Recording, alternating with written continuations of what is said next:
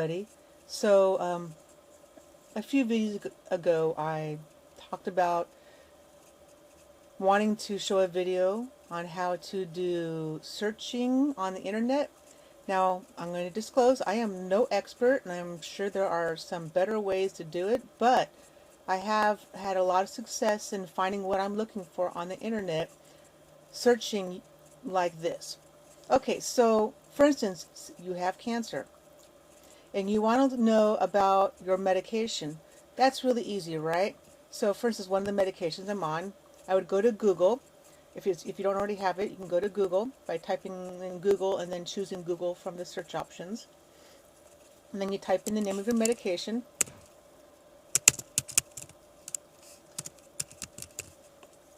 And press enter.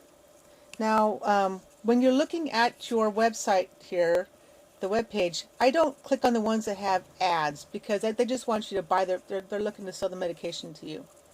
Um, Now, places like breastcancer.org, they can be a little vague, but their information is useful. I really prefer to go to the manufacturer's website. So for this one, Herceptin, www.herceptin.com, that is the actual manufacturer's website. And so I would click on that. And then sometimes you have to accept cookies or what have you. So you can read about. I know if you're not really good with the terminology, then you'd want to use the for patients or caregivers side. But if you're good with the terminology that the doctors and drug makers use, then you want to go to the professionals because they're a little more detailed. I like the detail. I want to know what's really going on. Okay. So then you can go through and read all the information about side effects and what have you. Okay, now if you have a specific question about, well, is this side effect from Herceptin? So you would type in Herceptin, which we already have here, and then say the side effect is diarrhea. And you can already see that these are other searches I think I've done in the past. But then you can scroll down. Again, that's an ad. I wouldn't click on that. Breastcancer.org, they're like I said, they're okay. They're a little more for those who's maybe reading skills and technical technical reading skills aren't as high as someone who has been doing a lot of research like I have. But it has some good information. But again, I would go to RX List. I think is good. Now, here's where I really get a lot of my good information from.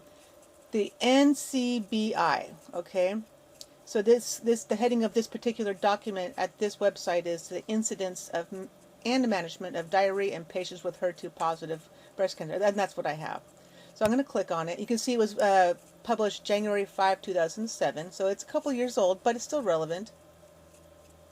Right. So this is the U.S. National Library of Medicine, National Institute of Health. So this is a scientific website. So if you want something that is facts and explains things and how they did it, this is where you go. If you just want general information, then you can go to like breastcancer.org or more of the general patient support places. But the places like this is a document that doctors use. And that's what I want to know. I want to know what the doctors know about this medication. So if you want that kind of in-depth knowledge, you want to look for scientific publications such as this one. All right, and so you can read. What I usually do is I read the results first and see if this study is relevant to what I'm questioning. And then if it's relevant and I want to know more about it, like when it happens, how often it happens, then I would go ahead and read more. And then again, the conclusions are also very helpful. So if you want to do a quick information gathering on a particular drug and side effect, or any two things, you're wondering about the connection between something, I would go to the results and conclusion first before reading the whole document, because then usually when you do that, if you're in a big hurry, usually it's the last few lines in each one that really gives you an idea if this is answering your question or not. And if it answers your question and you still want to know more, then I would say go ahead and read through. You can go through the introduction if you want to. The methods tell you how they did their study. All right, and then treatment, what they did to do it, and all the other little details. So, and then again, they should talk about the results again in more detail. All right, so the conclusion and results up here is just kind of it's summarized, so it gives you a quick idea what's going on. Now, another thing, let's see if we can find some other. You can always use the back button to go back to the last search you were at. So let's see, Science Direct. That's another one. Some of these scientific websites, though, you have to be a member of, and some of them are free and some of them are not free.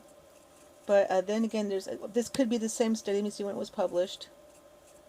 It has a date on here. So don't miss out on relevant research. So again, these are all research papers. This might be the same document, but I didn't really look that closely at it. Let's see if we can find another one. Cancer Res. See, this is another journal. So when you go, if you really want to know in depth, that's where I would go. I would go to these journals and Science Directs and NCBI. They publish papers from people doing the studies on these medications. So if you want to know the details, that's where you go. Okay. Let's see. Cancer Research UK. I've been there a couple times. It seems like it's good. Cancer Therapy Advisor. Healthline's more of a general, kind of like a WebMD type of thing. Well, at least most of the time. And this Congetti, now again, that's an ad, but that's the biosimilar for Herceptin, and that's actually what I'm on. But it's the same. It's just a generic version. All right. And then sometimes when you scroll down, it gives you other suggestions that you can click on. So, for instance, I'm also on Perjeta, so I could click on that without having to type all that stuff in. And bam, there it is. So here's something else. So, my daughter has some health issues, and I've been trying to help her doctors help figure that out, because doctors are human too. They don't know everything all the time. So I always like to look for ideas and ways I can ask my doctors questions. So for instance, she's tested positive for an autoimmune disease, but she's only like 24 years old. So her doctor, the rheumatologist, says, well, I don't want to treat you for that because you're too young. Well, I kind of question that. That doesn't seem to make a lot of sense, because there's kids with juvenile arthritis, which is an autoimmune disease, and that's kids, like teenagers. So they treat that though.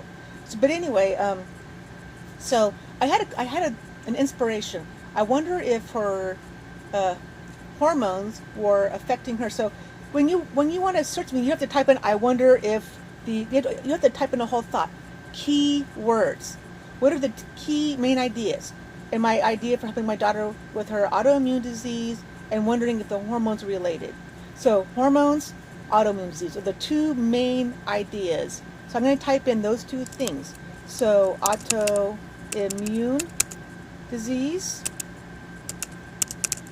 and hormones. And there it pops up. I'm going to just save that. All right. Now again, hormone.org, that could be kind of useful, but I think it's more general. Again, NCBI.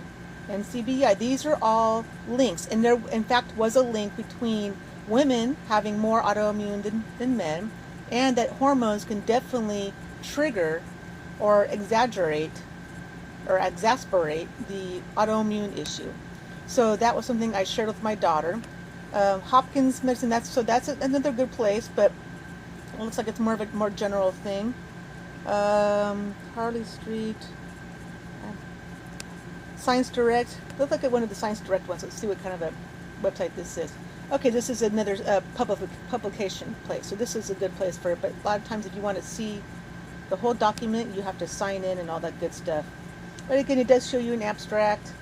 And so it gives you an idea if that's the article that you're looking for. All right, but again, let's see here.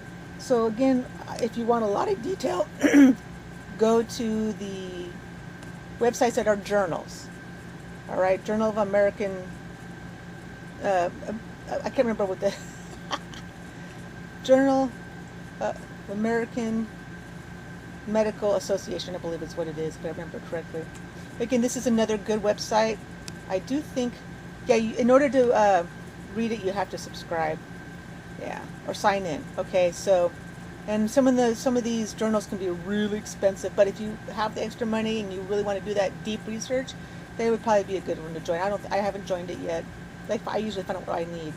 So that's a quick idea. So when you have two things that you want to know if they're connected, the fewer the words, the more confined. But if you think there might be another thing, you just add another word to it. But then you don't have to type your whole thought into there, right? And then if you want to know, they only show you the most hit-on pages. You can always go to the next page, and there'll be more places. So like Women's International, okay, and I'm not sure if that's Massive Science. That's interesting. Medscape is another somewhat scientific website, I believe. It's kind of in between I think it's in between an easy general website and a journal type of thing. Let me see. No, it shows the whole journal of the whole article, so you can read the whole thing there. All right. So basically, again, when you want to do searches, you want to take the two main ideas that you're trying to compare, or the idea. The fewer words, the better. Now, here's a trick. Say you're searching something, and something keeps coming up that you don't think is relevant. So say like progesterone, which is one of the hormones that women have. I believe men have it too in a small amount, I think, but don't quote me on that. What you do when you want to get rid of a word that keeps popping up but it's completely irrelevant to your searching, you do minus sign. Minus, let's say minus estrogen. I think I spelled that wrong, estrogen. And what it'll do, the minus means remove that word from the searches. And it should really change the list of what's in your search there. So you can see they're a little bit different. But that's the idea. So the minus sign means, well, I don't want to see articles or websites that talk about estrogen being the cause, because there's lots of different hormones, okay? Testosterone is another hormone, and there's other hormones that that are not related to sex, okay? So say I don't want to see testosterone.